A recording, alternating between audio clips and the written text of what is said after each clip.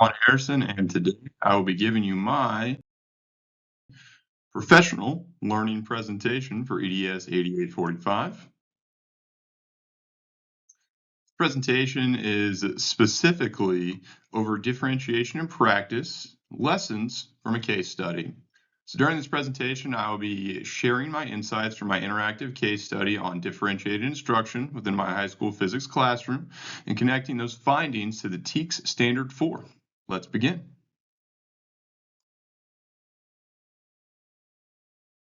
The purpose of this presentation is threefold, and these three reasons include: for reason number one, I want to share my lessons learned from applying differentiated instruction in my classroom. Lesson two, I would like to connect those lessons back to the Georgia Department of Education's Teacher Key Effectiveness System, specifically Standard 4.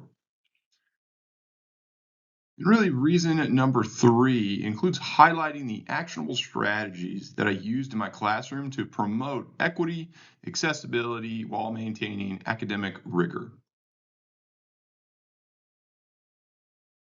Before I can give you my lessons learned from my case study, we first need to discuss the context in which I conducted the case study within.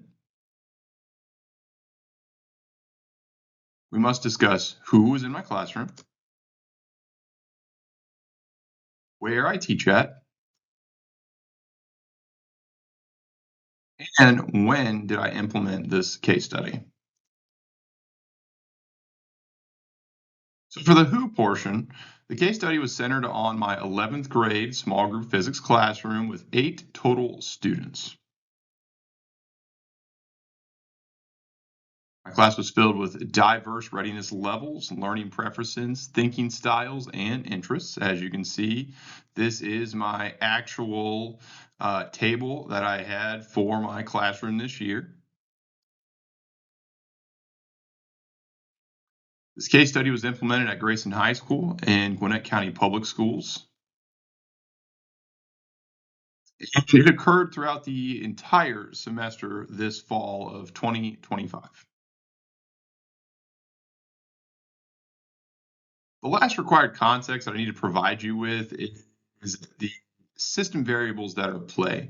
The variables include that the physics content team has a pacing guide, which they have to follow. We had standardized testing go on throughout the semester, and we also had other things such as attendance and discipline issues.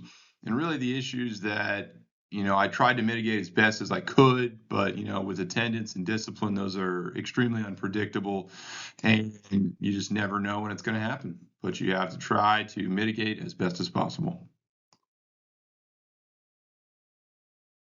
So in my classroom, I implemented 3 different differentiation practices, and these are the 3 ways that I did it.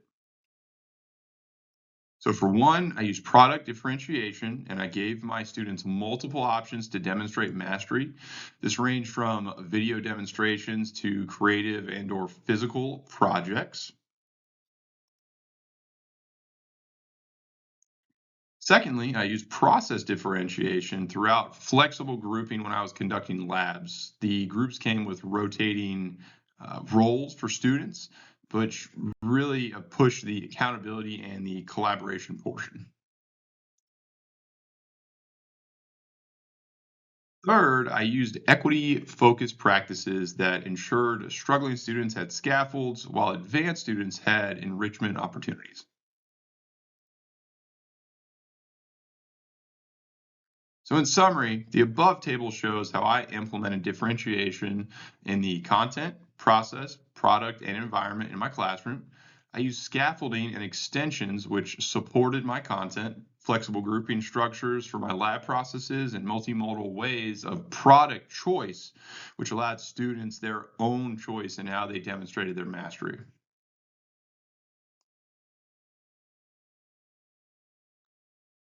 As the semester went on, I should say, I implemented many, many, many, many different things in terms of differentiation, and I tried to do many things. Probably did too many at some different points, but really what it comes down to is, what did I learn?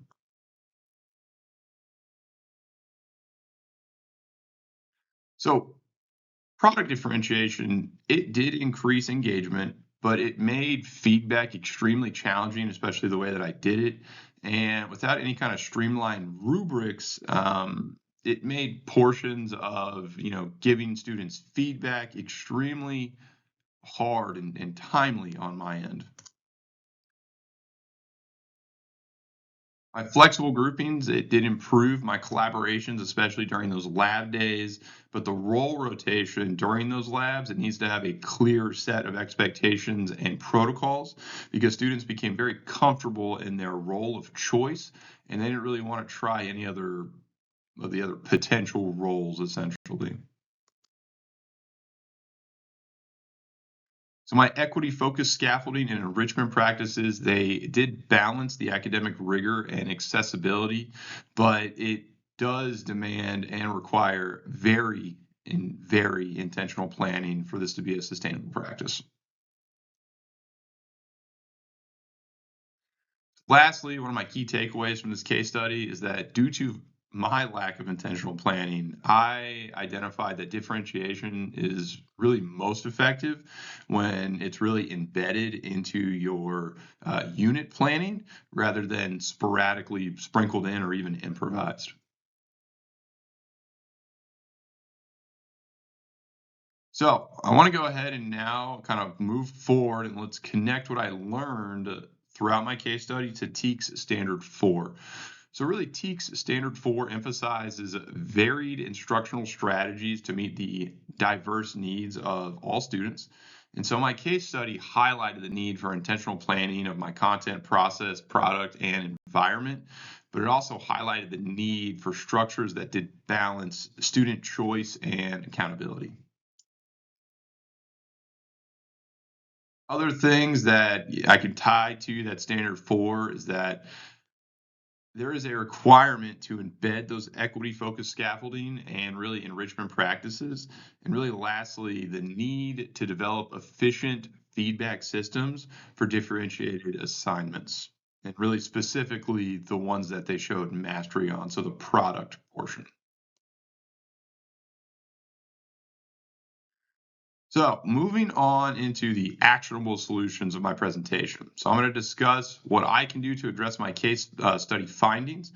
So, first, I need to draw upon the knowledge from all of those who came before me, all those researchers. Tomlinson, our book for the researchers with Thousand, and really Sternberg.